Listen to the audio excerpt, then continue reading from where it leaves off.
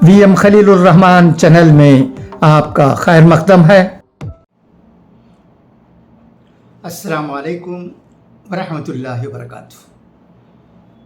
Elections Tamil Nadu assembly के अल्हम्दुलिल्लाह अच्छी तरह ख़त्म हुए हैं।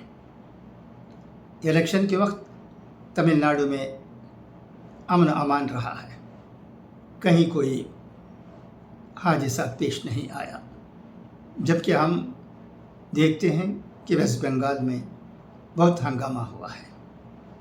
तमिलनाडु के लोग अमन पसंद हैं, हिंदू हो, मुसलमान हो, ईसाई हो या किसी और मज़हब के लोग हो, यहाँ तमिलनाडु रहने वाले लोगों की तबीयत ही कुछ अजीब गरीब है।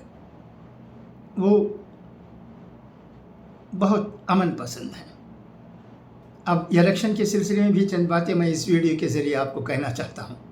आप जानते होंगे बहुत अच्छी तरह भली भांति, फिर भी मैं ये रिकॉर्ड करना चाहता हूँ कि 4 मई को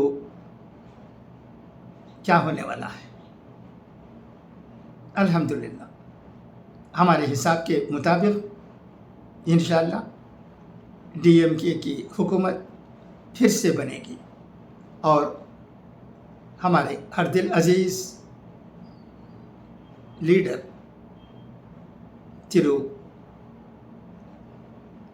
मुका स्टालिन साहब वज़ीर आज़म बनेंगे। ये हम कह सकते हैं बग़ैर पसपेश की। इसके अलावा खुशी की बात यह भी है कि इस असम्बली इलेक्शन में लोगों ने वोट देने में बहुत दिलचस्पी दिखाई है।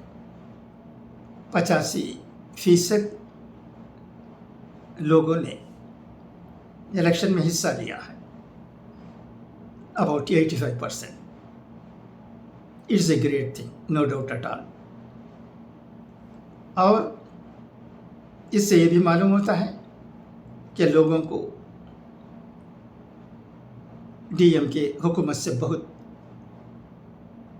दिलचस्पी है।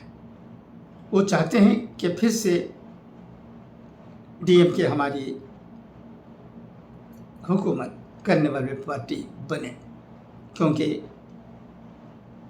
गुज़िश्ता 5 साल में DMK ने बहुत से ऐसे काम सर अंजाम दिए हैं जिनकी वजह से लोगों को बहुत फ़ायदा पहुंचा है।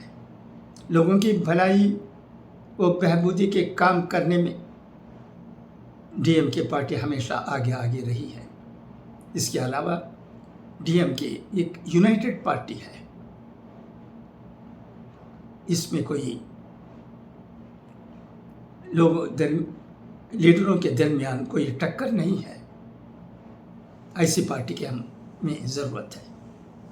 आज ही खबर मिली है कि आम आदमी पार्टी के साथ क्या हुआ है। मुझे उन बातों को यहाँ दोहराने की ज़रूरत नहीं है, मगर DMK अल्हम्दुलिल्लाह तमिलनाडु में एक ऐसी पार्टी है जो बहुत मजबूत है। उसके लीडरों में एक साथ रहकर काम करने का जज्बा कूट कूट कर भरा हुआ है। ये भी हमें खुशी देता है। इंशाअल्लाह जैसे ये 4 मई 2026 को तमिलनाडु इलेक्शन के वोटों की गिनती होगी, तो हम देखेंगे कि DMK और उसके साथ जुड़े हुए पार्टियों के उम्मीदवार जीतेंगे और एक रिकॉर्ड कायम करेंगे।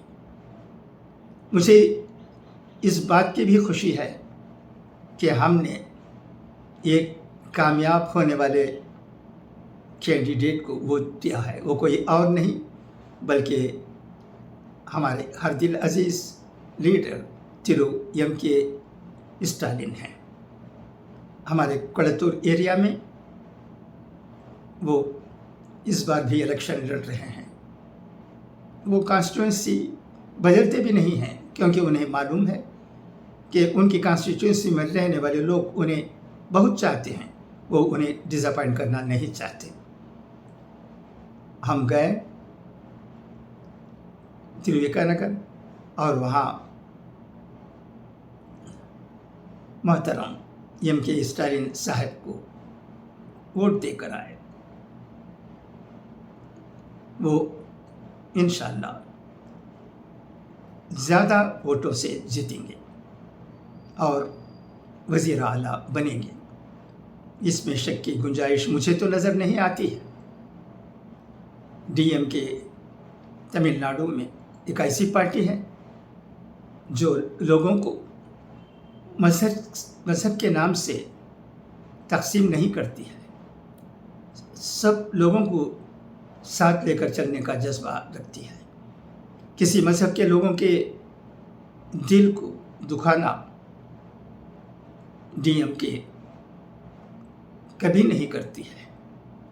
इसलिए हमारा मज़हब जो भी हो, हम हिंदू हों, मुसलमान हों, सिख हों, ईसाई हों, जो भी हों, तमिलनाडु में रहने वाले DMK को बहुत चाहते हैं। यही सच्चाई है।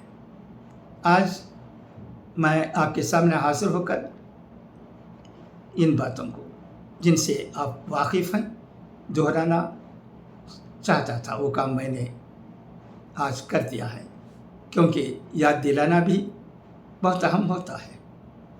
मैं समझता हूँ कि आप इन बातों से मुत्तफ़िक़ होंगे। अगर इस सिलसिले में आप कुछ कहना चाहते हैं तो बराए मेहरबानी कहिएगा। आइन नवाजिश होगी, क्योंकि तबादले ख़्याल भी बहुत ज़रूरी है। अच्छा, तो इजाज़त, इंशाअल्लाह फिर मुलाकात होगी। दुआ में आखिर को याद रखिएगा। खुदा हाफिज़, फ़ी अमानिल्लाह।